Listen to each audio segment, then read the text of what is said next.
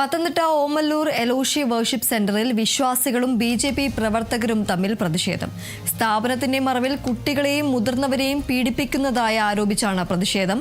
രാവിലെ ആരാധനയ്ക്കെത്തിയ വിശ്വാസികളും ബി.ജെ.പി. പ്രവർത്തകരും തമ്മിലാണ് പരസ്പരം മുദ്രാവാക്യം മുഴക്കി പ്രതിഷേധിക്കുന്നത്. പ്രതിഷേധത്തിനിടെ പാസ്റ്റർ ബിനു വാഴമുട്ടം എലോഷി വർഷിപ്പിന്റെ സെന്ററിലെത്തി.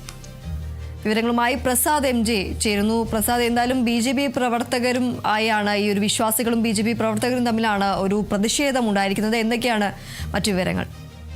അതിപ്പോ ഈ വിഷയത്തിന് ഒരാഴ്ചയ്ക്ക് മുമ്പാണ് ഈ പ്രതിഷേധ സമരത്തിലേക്ക് കടക്കാനുള്ള സംഭവം നടക്കുന്നത്.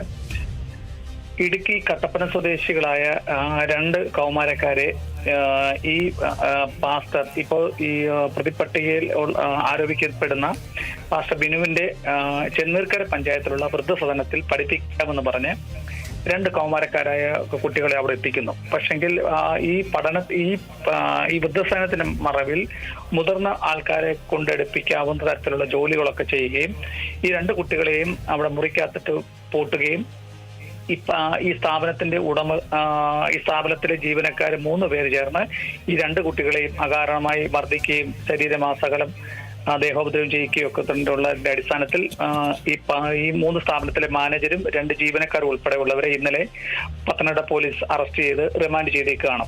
അപ്പോൾ ഇതിന്റെ ഉത്തരവാദിത്വം ഈ പാസ്റ്റർ വാഴമുട്ടം ബിനു എന്ന വ്യക്തിയിലേക്ക് ആരോപിച്ചുകൊണ്ട് പോലീസ് ഇപ്പോഴും ഈ ഉടമയെ സംരക്ഷിക്കുമെന്ന് ആരോപിച്ചാണ് ഈ പാസ്റ്ററിന്റെ സ്ഥാപനം ഓമല്ലൂർ പഞ്ചായത്തിലാണ് എലോം വർഷിപ്പ് സെന്റർ എന്ന് പറഞ്ഞ ഈ പ്രാർത്ഥനാലയം പ്രവർത്തിക്കുന്നത്.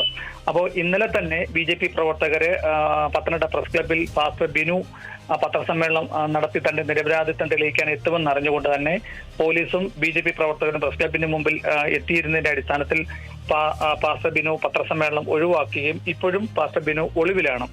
അപ്പൊ ഇന്ന് രാവിലെ ഞായറാഴ്ച ആയതുകൊണ്ട് തന്നെ പാസ്റ്റർ ബിനു ഇല്ലെങ്കിലും തന്റെ അനുയായികൾ അവിടെ പ്രാർത്ഥനയ്ക്ക് എത്തുമെന്നുള്ള വിവരം അറിഞ്ഞതുകൊണ്ട് തന്നെ ഈ പ്രാർത്ഥനാലയത്തിന് മുമ്പിൽ പാസ്റ്റർ ഗുണ്ട പാസ്റ്റർ പുറത്തു പോവുക, പോലീസ് അറസ്റ്റ് ചെയ്യുക തുടങ്ങിയ മുദ്രാവാക്യങ്ങൾ വിളിച്ച് ഈ സ്ഥാപനത്തിന്റെ മറവിൽ വിവിധ തരത്തിലുള്ള അനാശാസ്യ പ്രവർത്തനങ്ങളും മറ്റുമൊക്കെയാണ് നടത്തുന്നത്. ഈ സ്ഥാപനം അടച്ചുപൂട്ടുക എന്ന തരത്തിലൊക്കെയാണ് ബി.ജെ.പി. പ്രവർത്തകർ ഈ സ്ഥാപനത്തിന്റെ പുറത്ത് ബഹളം വെക്കുന്നത്. എന്നാൽ അനുയായികൾ ഇതൊന്നും കൂട്ടാക്കാതെ ബൈബിൾ ഉയർത്തി തങ്ങൾ പ്രാർത്ഥിച്ച് മടങ്ങൂ എന്ന നിലയിലാണ് ഇങ്ങനെ സംഘർഷഭരിതമായ ഈ സാഹചര്യത്തിൽ പോലീസ് സ്ഥലത്തെത്തിയിട്ടുണ്ട്. എങ്കിലും ഇതുവരെയും രണ്ട് കൂട്ടരും അങ്ങോട്ടും ഇങ്ങോട്ടും പോർവിളിയൊക്കെയാണ് ഇപ്പോൾ നടത്തിക്കൊണ്ടിരിക്കുന്നത്. ഇപ്പൊ നമുക്കിപ്പോൾ അറിയാൻ കഴിയുന്നത് ഒളിവിൽ കഴിഞ്ഞ പാസ്റ്റർ ഇപ്പോൾ സ്ഥലത്ത് എത്തിയിട്ടുണ്ട്. ഇനി ഈ പാസ്റ്ററെ പോലീസ് കസ്റ്റഡിയിൽ എടുക്കുമോ എന്തൊക്കെയാണെന്നുള്ളതാണ് നമുക്ക് ഇനി അറിയാൻ കഴിയുന്നത്. ഏതായാലും ഓമല്ലൂർ എലോഷി വർഷിപ്പ് സെന്ററിലാണ് വിശ്വാസികളും ബി.ജെ.പി. പ്രവർത്തകരും തമ്മിൽ പ്രതിഷേധമുണ്ടായിരിക്കുന്നത്. പ്രസാദ് എം ജിയാണ് വിവരങ്ങൾ നൽകിയത്.